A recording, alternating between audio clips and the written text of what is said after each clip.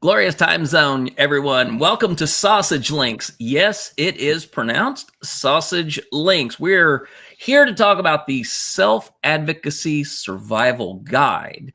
And you're going to hear a lot of words and things that are probably going to challenge you in your thinking, but you know what? That's kind of what we want to do. We want to challenge you in embracing the world in a new and different way. So welcome in, get comfortable, and thank you all for joining us. My name is Jeannie V.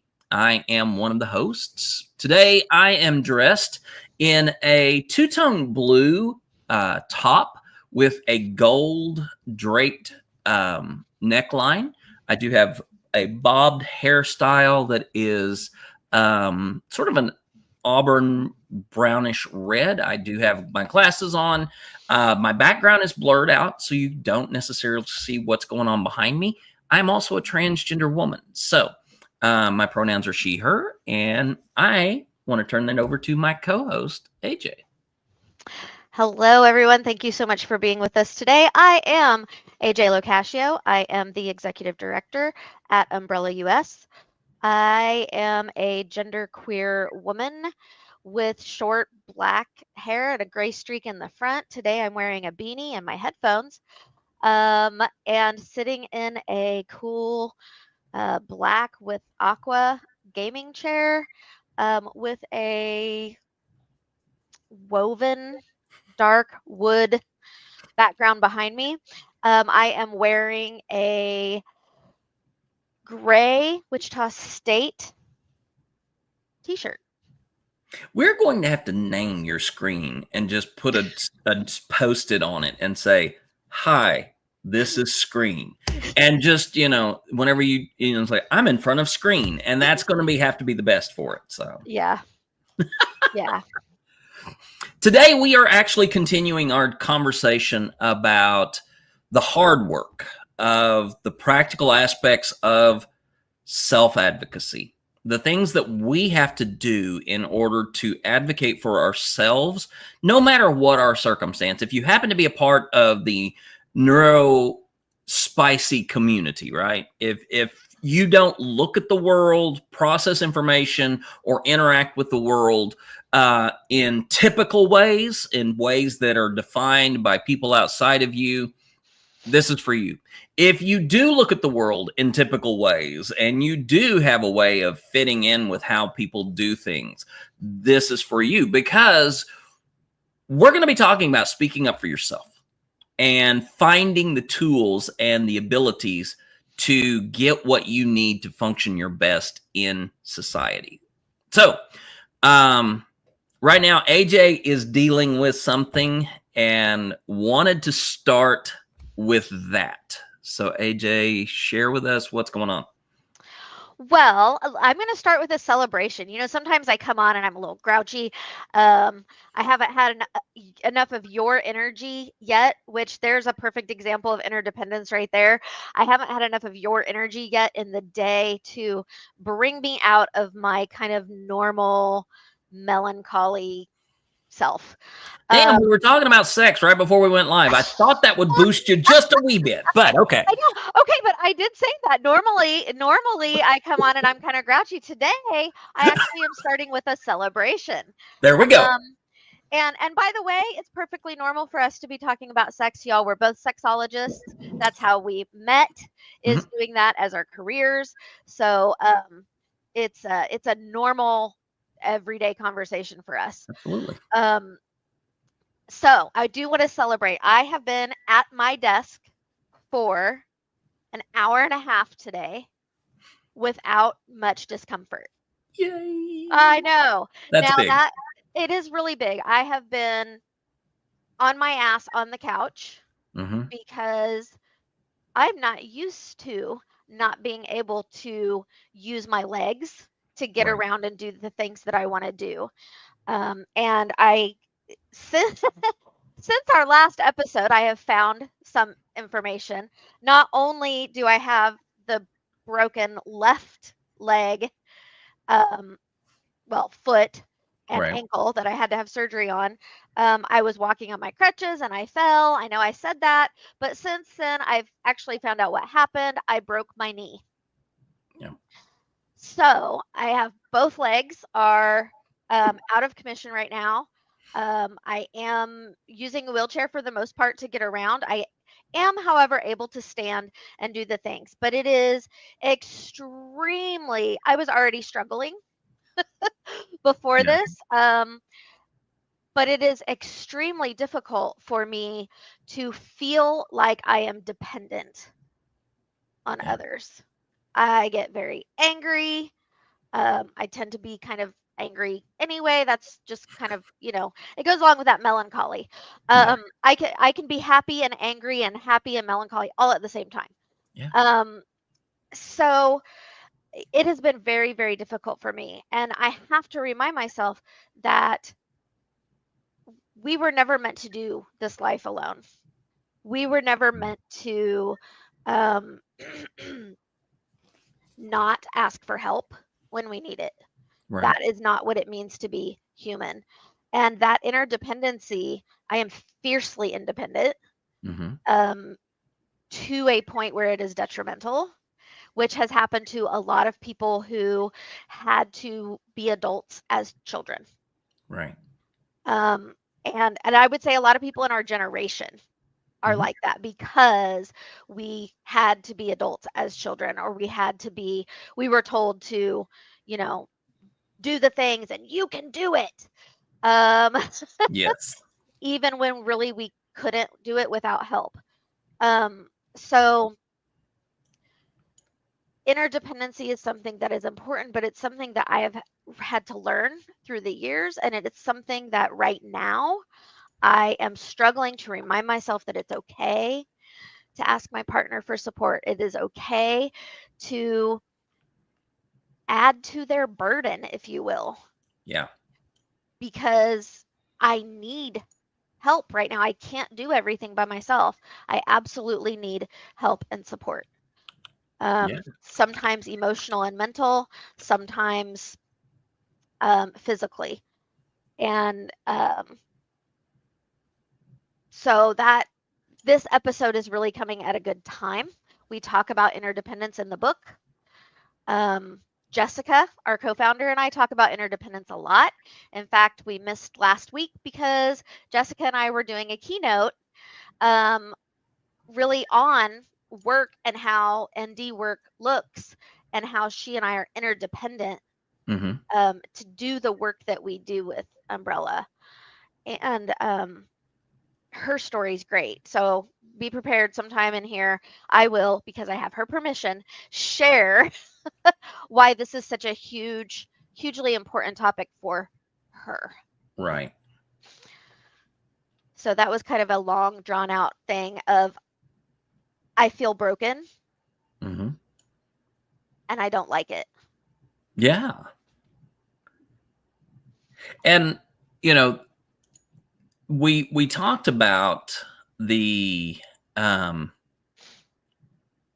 we talked about the nature of interdependence and finding community and finding people who are you are willing to be intimate with and working with them to be able to see that your needs are met. Not everyone can meet all of our needs.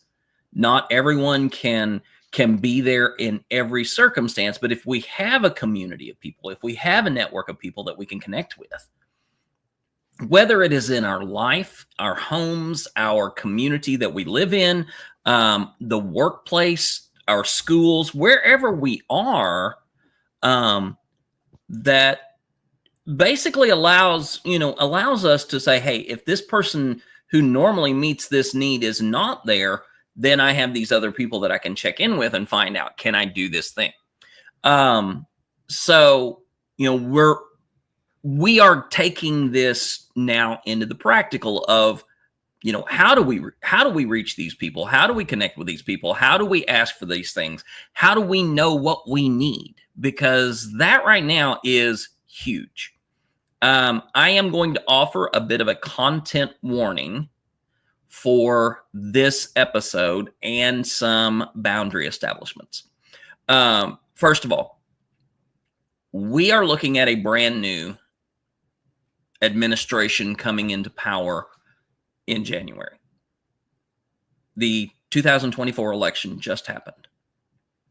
And there have been radical changes suggested for many different groups of people where self-advocacy is directly impacted. We're going to be talking about a few of those. We're not going to get into it deep, but I also do want to offer this boundary clarification. I am not an employee of the Umbrella US organization. I am basically a podcast host here to engage with a representative from Umbrella US. I am an independent news broadcaster and an advocate, activist, educator, and informer around transgender, non-binary, intersex, and two-spirit issues. I follow a lot of information about the politics. So we are going to be talking a little bit about what is coming up, because there are a lot of people right now within the United States who are very afraid of what is going to happen when the next administration comes into power. So please understand, we are not wanting to say that the administration is set to do horrible things. What we want to do is we want to be able to communicate to those people who are afraid and those people who are ongoing in that need for self-advocacy to help you get what you need. So that is it for the content warning and the clarification of the boundaries. So I will add to that. It doesn't matter what side of politics somebody is on. We all have to self-advocate, and we are all interdependent on one another, regardless of political views. So the things that we say today are really from that stance. We can't do this alone. We have to do this together, and how impactful and harmful it can be when we're not doing things together, or we don't feel safe in asking for the supports that we need. Absolutely. So when we're talking about finding that help that we need, where do we start, AJ? I mean, first of all, it's really identifying the help that we need. And sometimes we can't even do that for ourselves. I know that I do not always inherently know where I need support. And sometimes I need the people around me to say, it's not that you can't do this thing by yourself, because you can, but you don't have to. And getting help in this space will allow you to do the things in this other space that you want to do. I have to be reminded of that often, because again, I am fiercely independent. And, for example, I said just a minute ago, I feel broken and I don't like it. I know that not being able to use my legs doesn't make me a broken human. I know that I am still a full, complete, capable human being. But my feelings say otherwise. And I have to spend energy to deal with that. And I think that's a very important thing for people to consider, because we have biases, whether it's internal or whether we are acting on those biases externally. It's those biases that are harmful. And it's being able to have conversations with others to help us identify if we have a bias that is causing us to not be able to ask for help. If we are being harmed by others' biases, and then maybe we're not asking for help because we don't feel safe to do so, and then working together to find some of those supports. we do that in our community, right? People come onto your different live videos. Mm-hmm. Some of them come on there expecting to find some resources for support, even if that's just the conversation that y'all are having. Absolutely. So there are many different, to answer the question, there are many different areas where we find resources. Right. Most of the time, we are going to feel safest finding those resources within a community that we are comfortable with, within Right. a community that is accepting of us. Yeah. So, people, sometimes I get things in my inbox or in my email or through text messenger or on WhatsApp of people asking about resources. Mm-hmm. I can say, and I'll put this in here, I'll drop a link for this. Today's Autistic Moment, that's the website, todaysautisticmoment.com. There are a ton of resources that have been listed on there that are very helpful and supportive for people who are autistic as well as those who are not.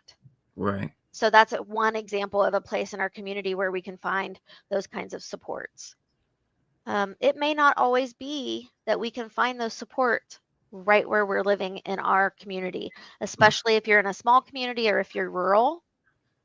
You might have to look online and look outside of that immediate community until maybe you yourself are ready to start something Right. in that community to provide those resources with support of a community outside of that.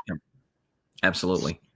Now, there are a lot of different websites that can be, used to access this. I was made aware of one called Aunt Bertha not too long ago. Yes. That is a really great. Now, these are U.S. centric, and I can't apologize for being knowledgeable only about the U.S. and being ignorant of what is beyond the U.S. I do acknowledge that I have not done as much work internationally as I could, but I am becoming more and more knowledgeable of the U.S. and how those resources are available and where to find those information pieces.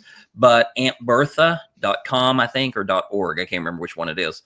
I'm pulling it right now. But it is a way to find resources in your area in the U.S. And just to kind of give an example, I'm a transgender woman who has moved from state to state to state to state, and finding resources for me and my community, to be a part of, requires a little bit of extra work because, in many times I have moved into a place where I knew no one, or maybe I only knew one or two people. And it's like asking them in advance of like, hey, what resources are there for or is there a support system? Is there a support group to be a part of? Are there doctors who can, willingly work with me on all of my health concerns and not just be, blame my being transgender for everything? Are there places to shop that are safe, that allow me to just be who I am, and places that allow me to, just go and be a part of the community? Because I do like to go out. I do like to hang out with friends in restaurants and bars. And, these are the things that I want for my life. Asking for that is important. Even if I look at people who I may know in those communities and they're like, I don't have a clue. I'm like, great, thank you. I'll see what I can find out. Or, they may put something out there like, well, here's this group. It's the only thing I know of. And that right there is the starting point. That right there is the first step. It's like, okay, so there is this group. I send a message to the leader of that group, or I find their website, or I find their contact information, and I reach out to them and I say, look, I'm going to be moving into the area. What is there available to me? Here's my circumstance. Right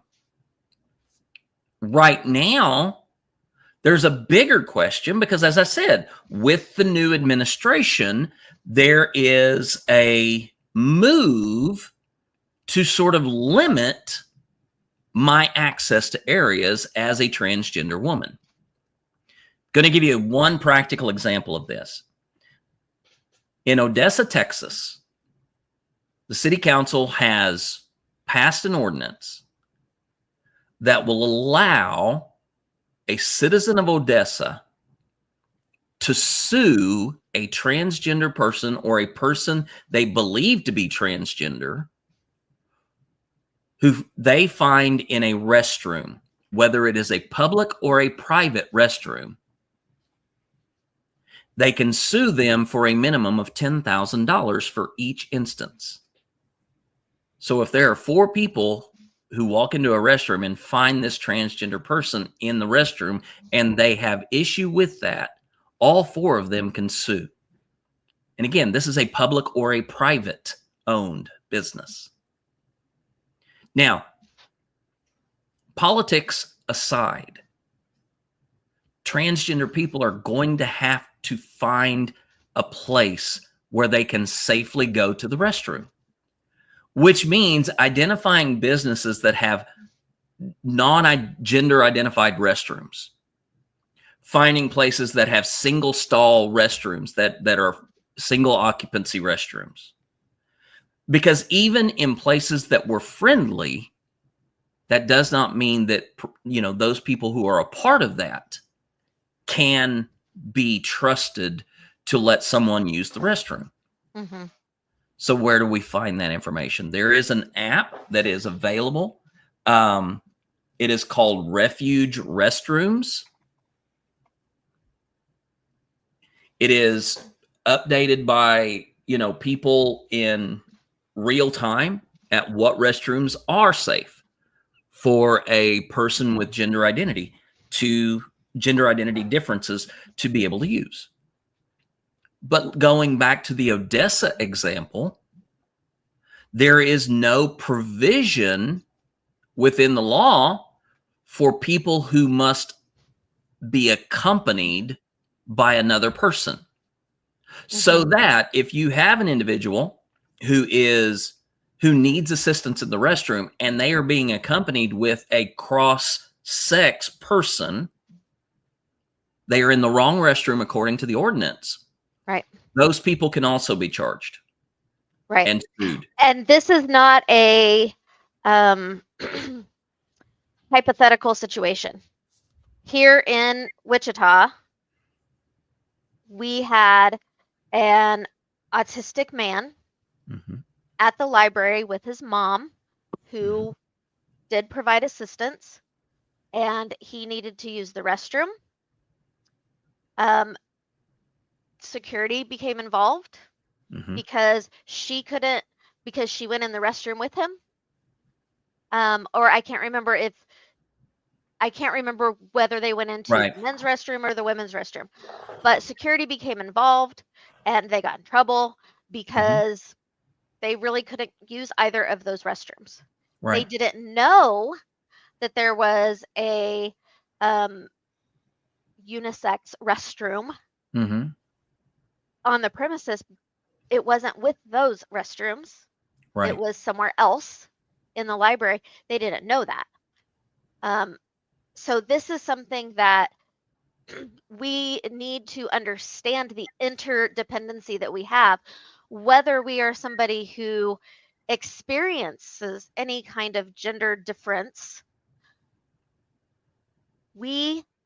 or not, I should say, whether we experience that or not, we are interdependent because it affects the ND community. Many ND folks are gender nonconforming. Yes. Many of us do not understand the point of the binary. Yeah. I just start laughing because to me it's ridiculous, and logically it is a ridiculous thing. Binary anything seems just really ridiculous to me. Nonsensical. Except the light switch. Yeah, but then we have those ones that move up and down. I mean, I personally like those. I prefer those. But they cost more money. Imagine that. Imagine that. So this is important. This conversation about interdependency affects not only the trans community, but all of us. Yeah. At any point in time, we might need help or support. Right. And one of the aspects of the legislation that is being passed across the country in creating what is deemed a safe space for cisgender women and girls is actually harming cisgender women and girls. For example, in Utah, they passed a law that in public facilities run by the government or sponsored by the government, a person who goes into a restroom, if they are suspected of being in the wrong restroom because of their natal sex identity, they have to be able to provide documentable proof of their natal sex, which means that a cisgender woman who goes into a restroom in a public facility must carry either her birth certificate or documentation, medical documentation of a female-related medical issue. Now, that statement right there is written into the legislation, into the law. A cisgender woman has to prove that they are cisgender. And if you are a cisgender woman who has PCOS, or you have a hormone, situation that creates more of what may be deemed a manly appearance, or you just have physical features that create that appearance, or you have a condition such as alopecia, or you have a condition that in some way takes away femininity. For example, maybe you had a radical double mastectomy. Takes away femininity as it is expected by the society we live in here. Right. And because these laws are established on the subjective viewpoint of others, it is not just the transgender community. Anyone who experiences some type of difference from the standard of the norm will be impacted. And so something like refuge restrooms is important, not just for the transgender community. Right. It is also important for people who may have a disabling condition, something that requires an assistant who may be of the opposite sex. Right. And we want you to be safe. We want you to be able to do the things that you need to do because everybody goes to the bathroom. Right. And that is something you need to be able to advocate for. Right. I mean, the perfect example, again, is the trip that I just took. Mm-hmm. I did not take Jordan with me, Jordan being my husband. I did not take Jordan with me.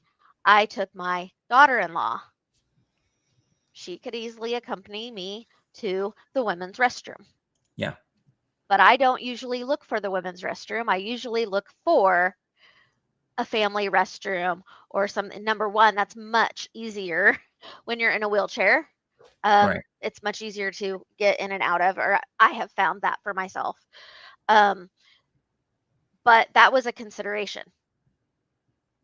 And it is our responsibility then to make sure that we are adding to the refuge restrooms. When we find something, a place where people can do that, we can take a moment to put that into and add that so that others can find that restroom.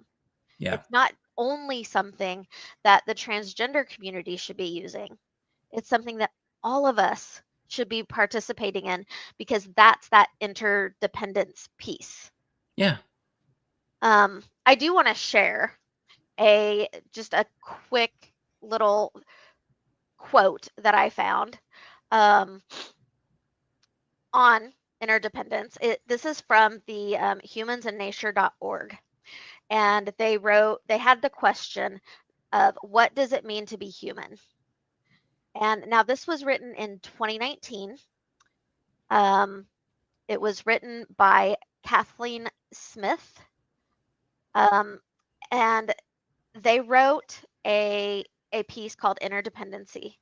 And one of the things that they say on there is humans are at their best in relation to others, a wide variety of others, human and non-human. And they talk about sustainability. Sustainability of humanity requires us to be safe in vulnerability and asking for support. Yeah. And to have access to the resources that we need for that support. So I think this is a good place to share Jessica's experience. Yeah, and my experience with Jessica. We'll get Jessica on here with us one of these days. Yes. To come in and talk. But Jessica is nervous and feels very vulnerable coming on to something like this and having a conversation. Jessica does not like to have video on when she's talking, and definitely didn't feel capable of standing up in front of a public audience and giving a keynote speech. Yeah. This last one that we did, or I should say the first one that we did together, she got up in front of a room full of people, and we were talking about work. We're talking about what we talk about in Sausage Links.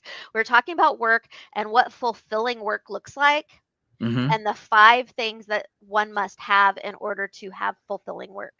Yeah. And she was sharing her story, raw, right? Yeah. Because that's what worked for her. It didn't work well for her to prepare a speech and practice it and practice it and practice it. For her, what she needed to do was to be very present there, and kind of like an interview type. So our keynote didn't look like what a lot of people expect from a keynote. Right. Because we were super present. It hadn't been rehearsed. We were talking. And Jessica was able to do that without a problem. She's able to have that. And when I asked her about, is the work that you're doing with Umbrella fulfilling? And she answered that a lot of it was because, I would say most of it was because she has found safety in interdependency. Right. And so have I with her. She knows that I accept and support when she needs extra support. Right. She's not the tech person. She's not going to come on and do all of that. I'm going to do that. Yeah. I'm going to have Otter recording our meetings, and Jessica doesn't need to worry about trying to scribble down notes while she's paying attention to having a conversation. I don't care if she's cooking dinner while we're having a meeting. She doesn't care if I'm not on screen. And at one point I was scrubbing the toaster oven while we were having a meeting, because we have found that safety in working with one another and in being vulnerable with one another. I mean, hell, I know that if you're vacuuming while we're talking, you are really stressed all the hell out. Yes. Yes. I love vacuuming, y'all. Okay, just because you brought that up, let me share a little. The other day, I was on my little knee scooter, trying to vacuum. And, I've got this brace on my leg so that it's perfectly straight. I can't bend it or anything. And then I've got the other leg up on the knee scooter because it's in a cast and I can't put weight on it. So I'm like taking these little bitty baby steps, and I've got the vacuum, and my back was spasming like none other. And I am like, no, I need to vacuum. In order to deal with these back spasms, I need to vacuum because it is like one of my ultimate stems. It helps me self-regulate. Right. So okay, here's an example. Let's say I'm like, "Rawr." Have a meeting with Jeannie and I just can't get on task because I'm really hyper focused on something else Right. that maybe we weren't going to be talking about, and we really need to get this other thing done. Yeah. Jeannie might go get your vacuum. And I may take 5 minutes of sitting there pushing and pulling the vacuum because that's something that helps me regulate so that I can do the things that I want to do. Yeah. That's a beautiful classic case of interdependence right there. And I would say that that's not something that is seen as normal in our society. No. Right? It should be. It It should should be. be. There are other things that friends do, like, hey, go have a beer. Mm-hmm. That's perfectly normal, but it's not perfectly normal to say, hey, go grab your vacuum cleaner. Right. Go clean your floors. And one of the things that Angela and I talk about, AJ and I talk about, is that need for platonic, intimate touch. Yeah. You know, a hug, holding hands, being present physically with someone so that you lean on them. I mean, there is something restoring about just leaning on someone and having them put their arm around you and having them comfort you. Even, I mean, we're used to that in the middle of grief. You know, we're used to that in the middle of a breakdown. But what if we are just happy? And just Right. having somebody, you know, put their arm around us and give us a hug, a little squeeze, and say, yeah, that is absolutely what I needed in this moment. Yeah. Yeah. I mean, a lot of people, when they think about autistic folks, they immediately think, and I saw this so often in schools, they immediately think, don't touch that person. They don't like being touched. Autistic people don't like being touched. Yeah. That is not true. Mm-mm. Now, I get strangers who like to come up and grab my arm and, hey, let me see those tattoos. Not kidding. That will set me off. I don't like it. I Yeah. don't know that person. They should Right. not be touching me. They have come into my bubble and this is not okay. However, when I feel safe with someone, I absolutely love to have a hug. It needs to be a certain kind of hug.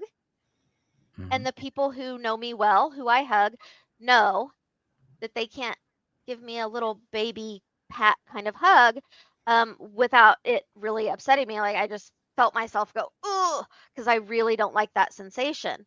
But I'm safe with these people. I've been able to tell them, interdependence again here, I'm able to tell them this is how I need to be hugged. Yeah. And they don't look at me like I'm a crazy person, right? Mm-hmm. They look at me like I didn't like my use of the word crazy there. Um, I don't know how else to say that. Yeah. I don't. And I'm not meaning it to be like crazy is a bad thing. Right. But we know that there's this look that people give when they think that somebody is not like them. Right. Yeah. So maybe the better term I should have used was weird. Weird, abnormal, Yeah, atypical. right. Crazy. I want to say, again, we are talking about interdependency here, and using the term crazy can definitely be ableist. Mm-hmm. It's sanism. So I apologize for using that word in that way. I am weird. I pride myself on being weird. It's part of my motto: awkward, weird, and wise. I am perfectly fine with people looking at me like I'm weird. I mean, I know that if AJ comes up to me and says, I need a hug, that means that if there is not ribs on the verge of breaking, I'm not working hard enough. I'm not doing the thing. Yeah. But there is that trust in Right. knowing that I immediately know that if you're asking me, there is something that needs to be reset in your system. And it's like, okay, I got you. And it's going to be a great big old genie hug. It's going to be one that is, contact with full squeezing, because I Right. know that's what's needed. Right. And Right. sometimes even just asking for somebody, I need a hug right now. And they put their arms around you and they give you the gentle pat and you're like, no, act like you really like me and give me something more, Right. It's like squeeze. I want to Right. Can feel you you squeeze hug me? me. Yep. Yep. So, I mean, that's that component of, it doesn't matter if they think you are abnormal. Right. It's what you need. Right. And And that it's not need is what you're abnormal. right. And it's And not abnormal. And the more we are able to feel safe and self-advocate for what we need, the more we're able to pull that from the binary of abnormal right. and say, okay, well, it's not that's not there. That's really, really, really far away. Yeah.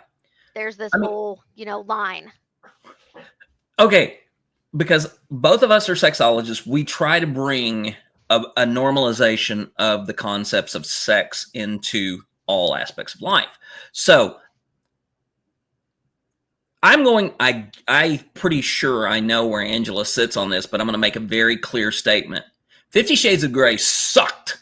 Do not use 50 Shades of Grey as a primer to learn about BDSM. But there Please, is please, one please thing. do not.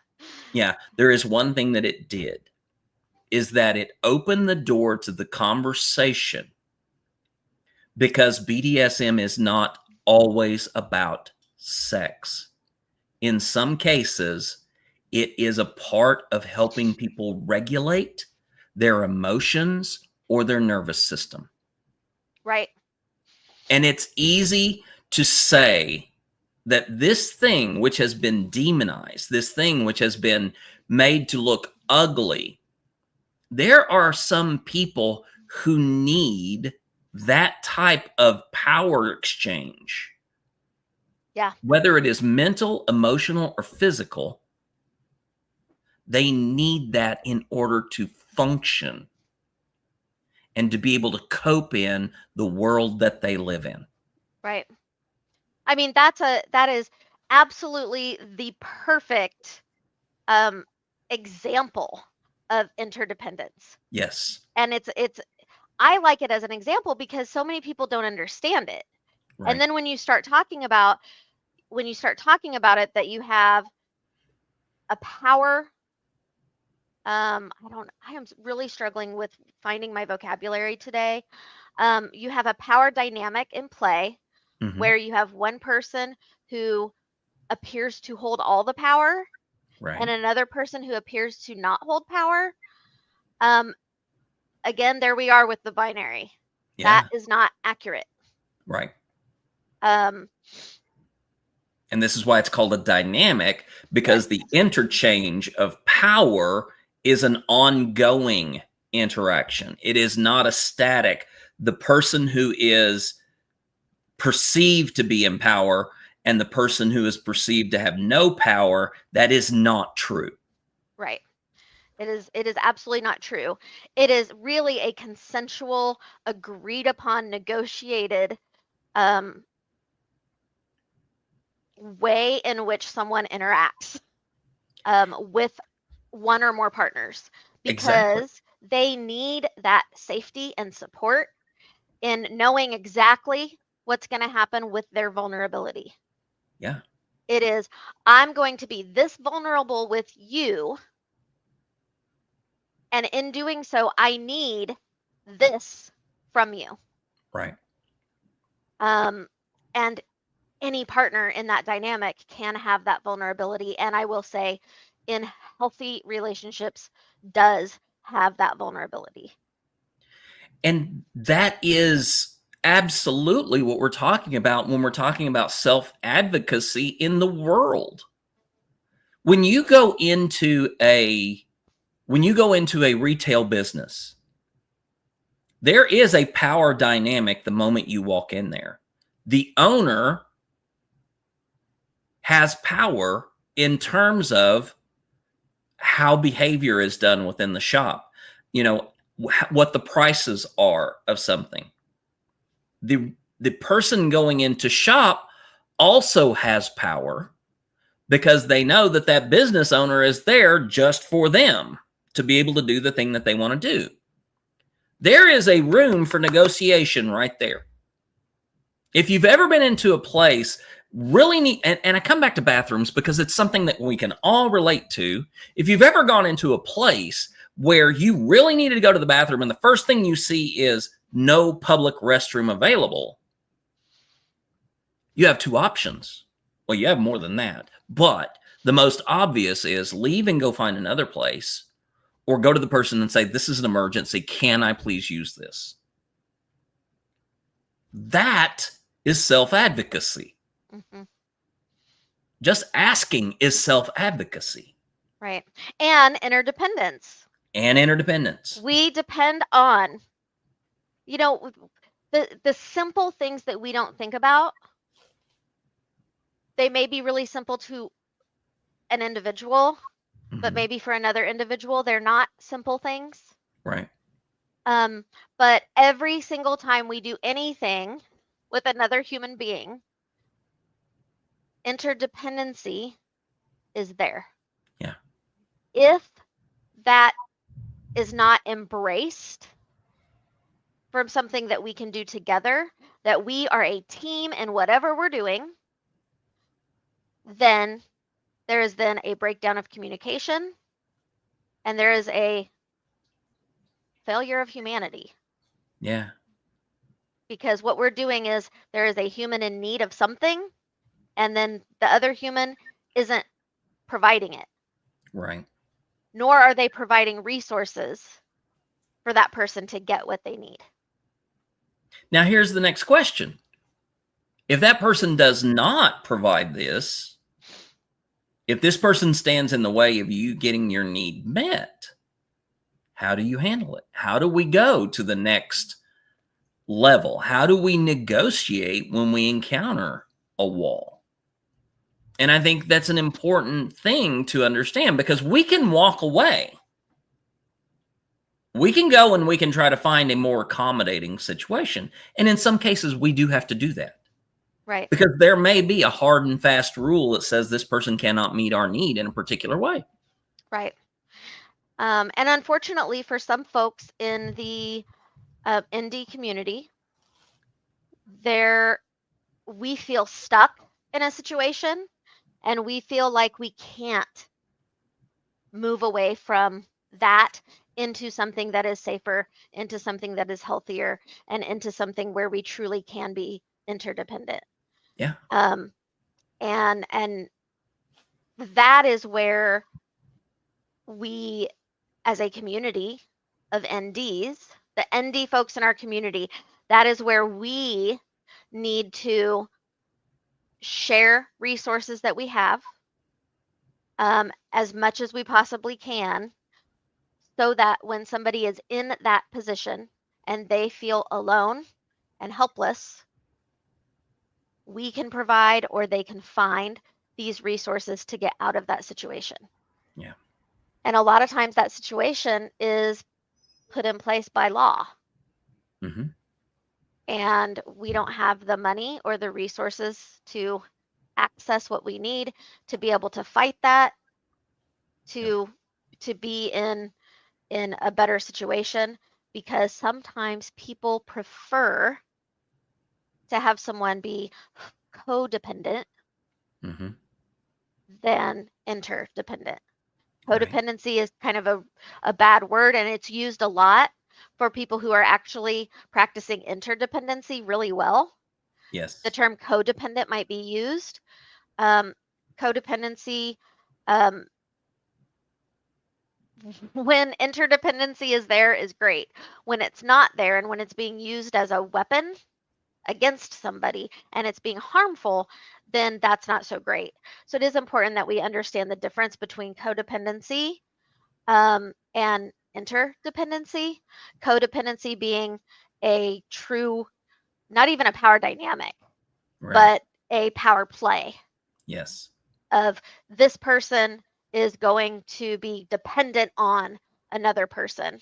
Yep. And then that dependency is played upon or utilized in a way that is not healthy for one or both individuals.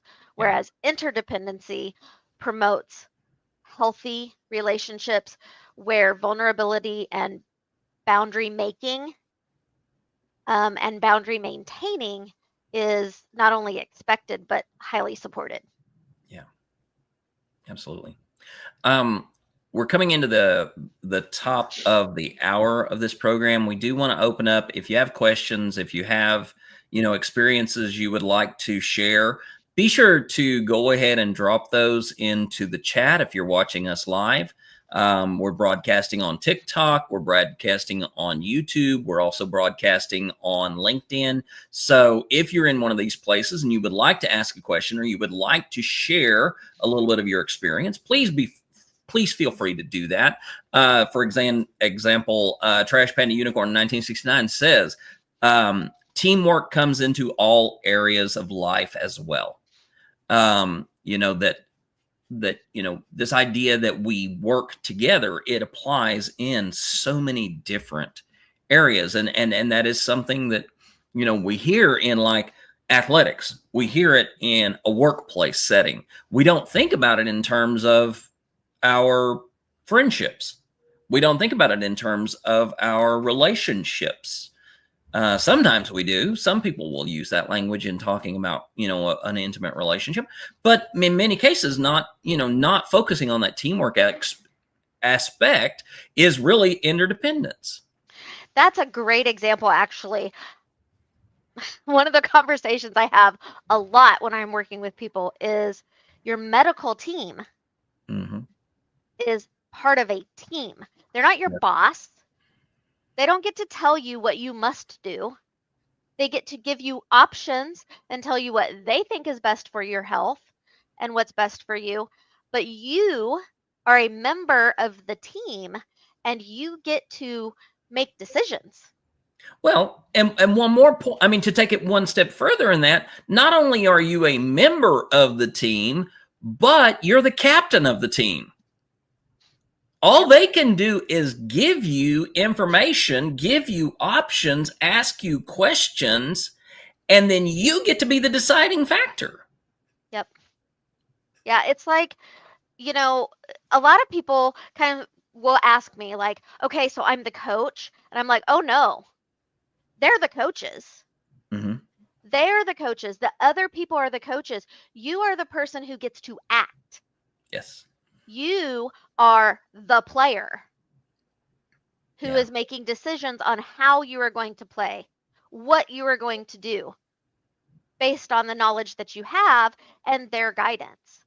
And so many people do not believe that they have the right to fire their doctor. And a lot of times insurance and all money and all of this stuff comes into play because insurance companies get to decide what's best for our health, right? Yeah. That was sarcasm, by the way. They don't get to decide what is best for our health. We do. And we get to ask them for support so that we can make the best decision for us. Yes. And I think that is one of the very best examples. Everybody can understand that.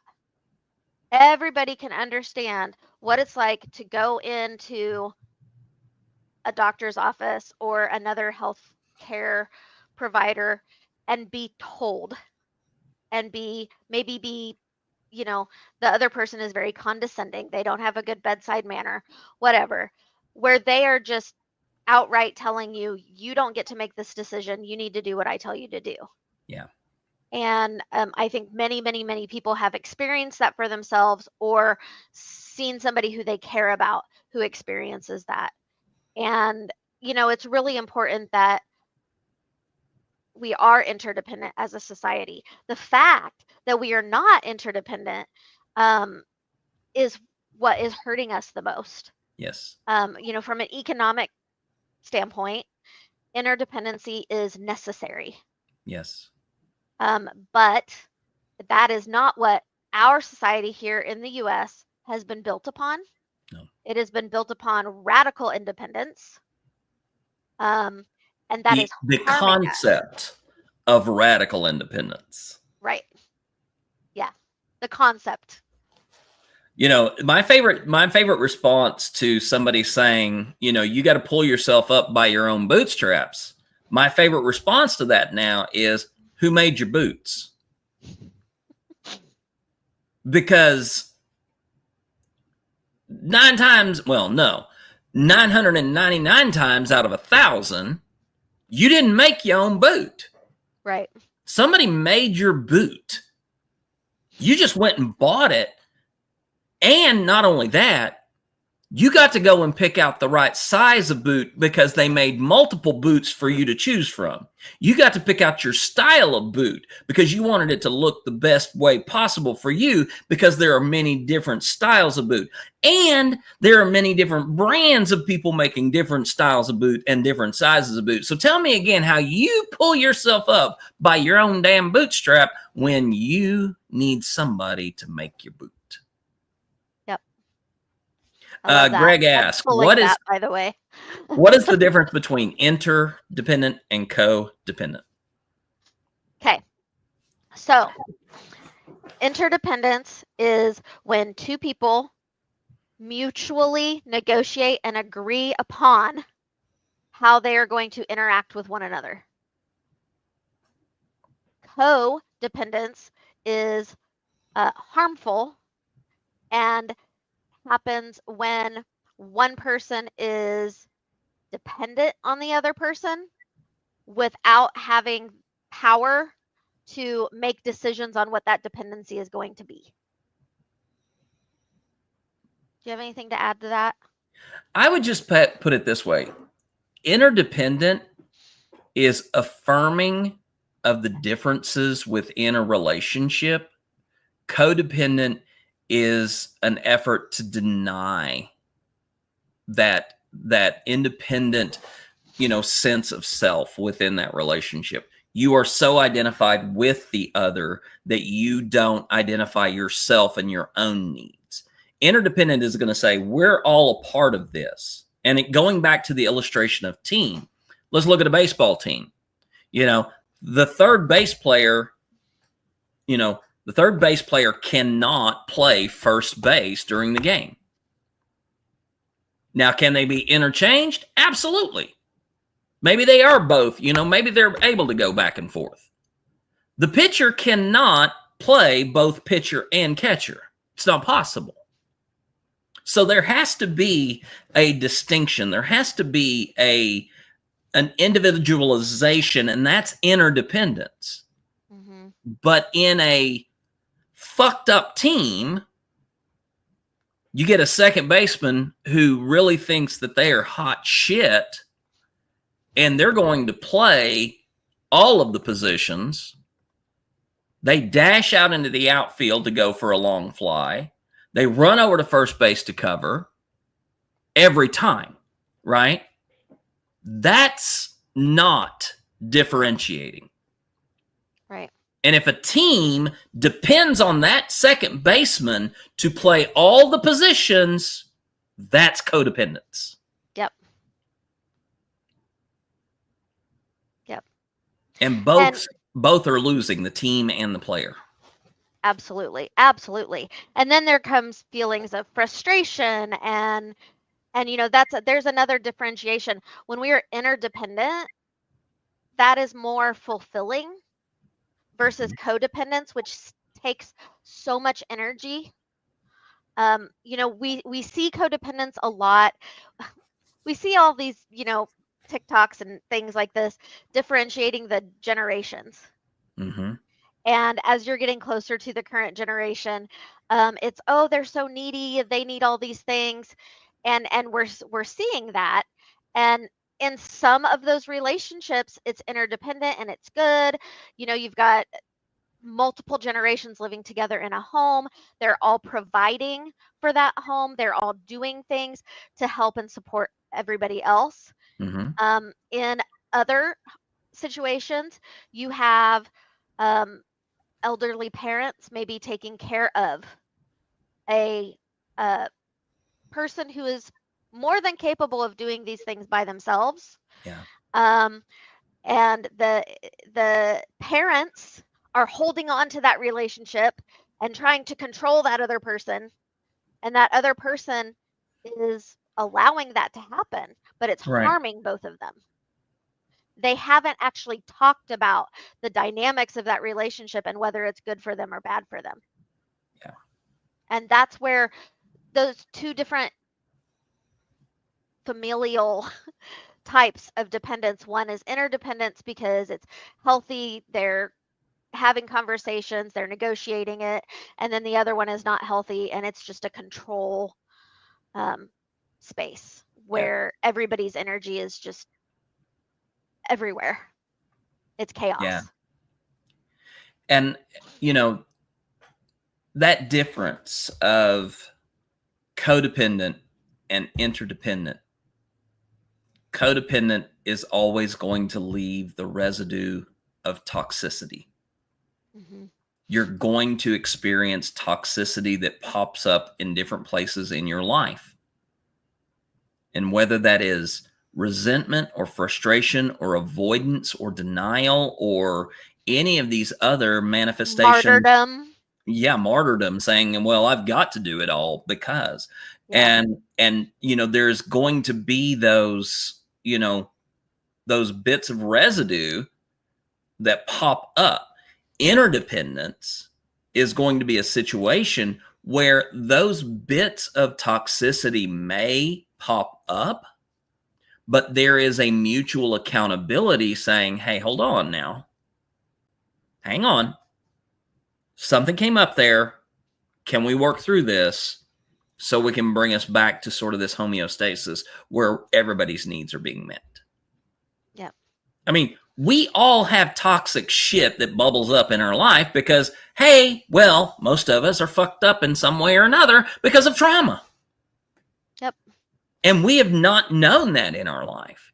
Hell, I thought I was well adjusted. I did. And then somebody came along and said, really? Let's talk about your childhood. And I'm like, fuck you.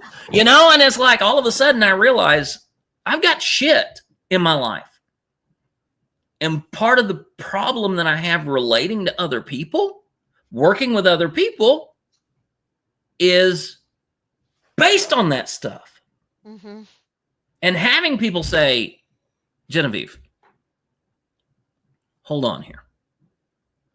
Where is that coming from? Is it coming from me? Or is it coming from something in your past? That's an interdependency. Mm-hmm. AJ and I operate in an interdependent relationship. When my toxicity pops up, AJ is like, really? Mm-hmm. Is that how you really feel? And vice versa. Yeah. You do the same for me. And usually it's like, damn well it's not, AJ. Yeah.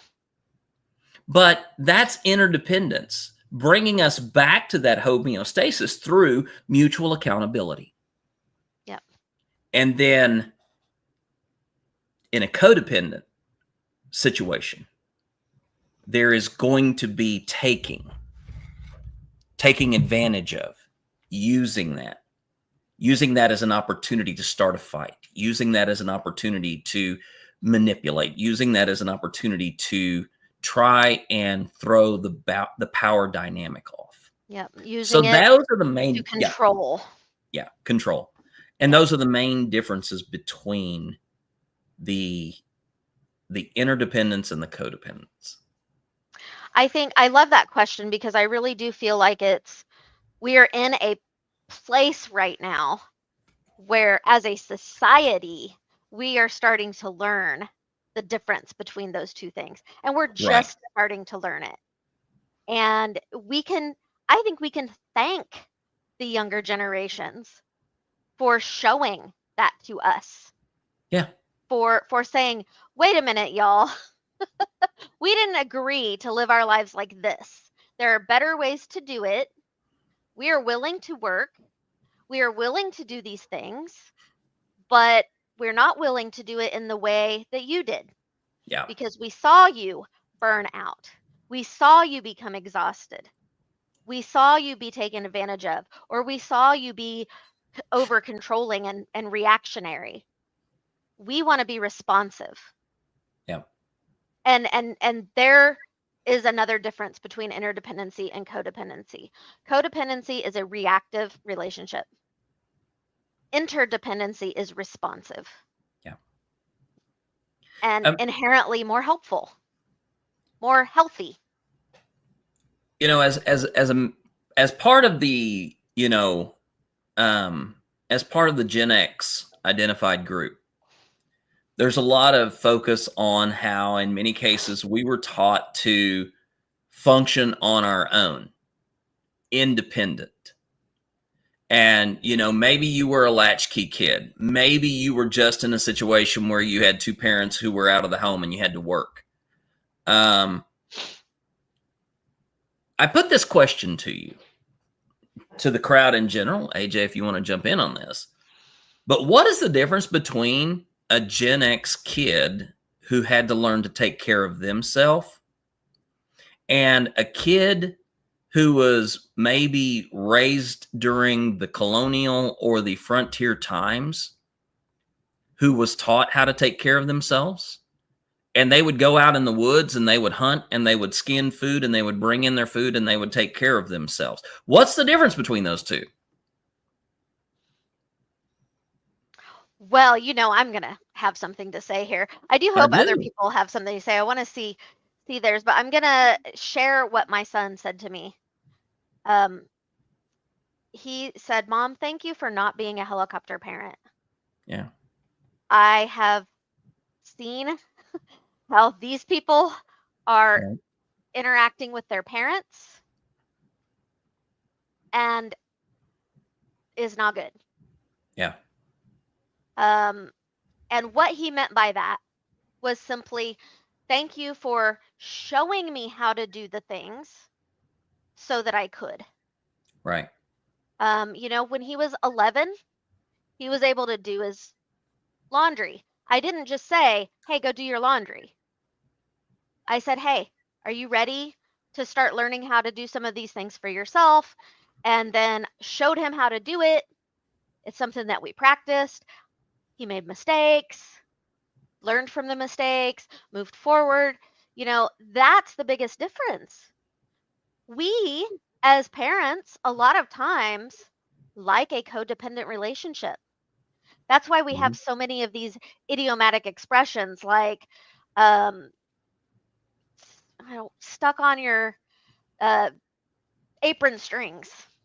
Oh. You need to cut the apron strings. You need to cut the umbilical cord. Obviously, there's not an actual umbilical cord attached to a 25-year-old.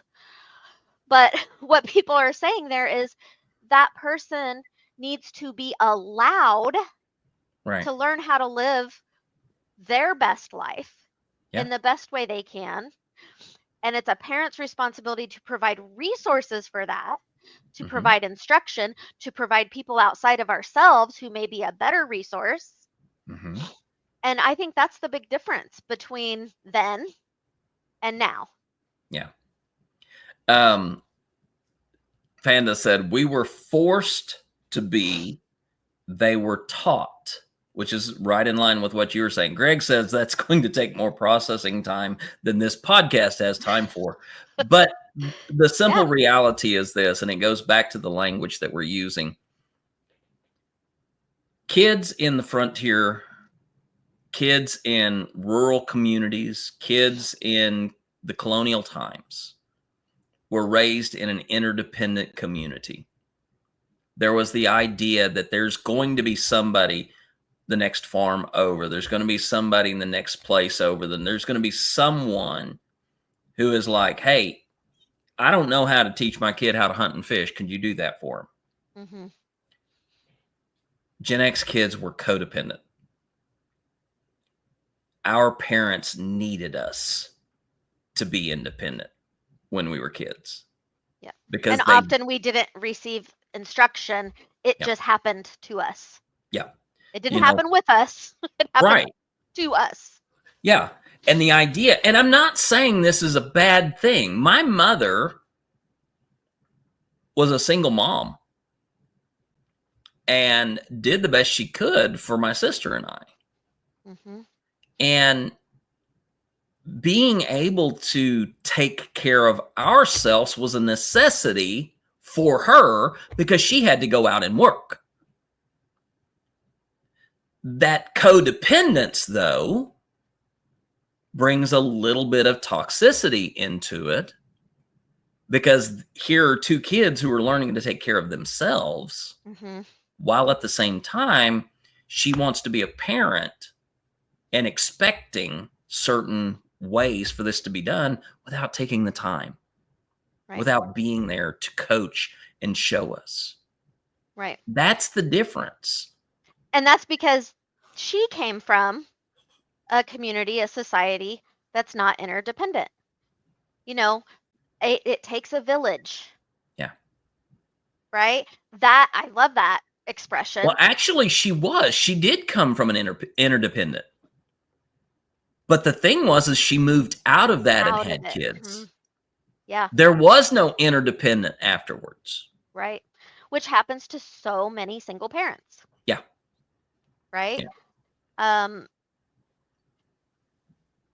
I feel like I have so much to say. My brain is so full of 5 million things that I want to say, and I know that I'm not able to get them all out correctly, which is why we have a book, because we can take time to have conversations and write down the important pieces of this.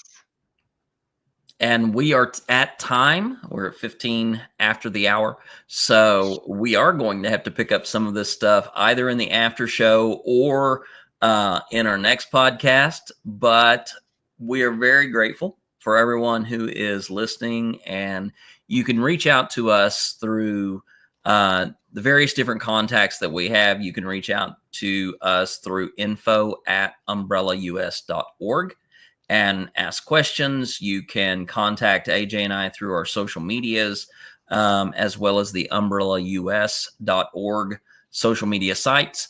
So, feel free to connect with us if you've got questions or if you have experiences or insight into some of the things that we've talked about. But AJ, thank you so much. I love you, honey. Love you too. I wish I could be there to help you with your vacuuming. Thanks. Appreciate that. You bet. I will say, for those who are watching right now, listening right now, there's still time for you to participate in the book.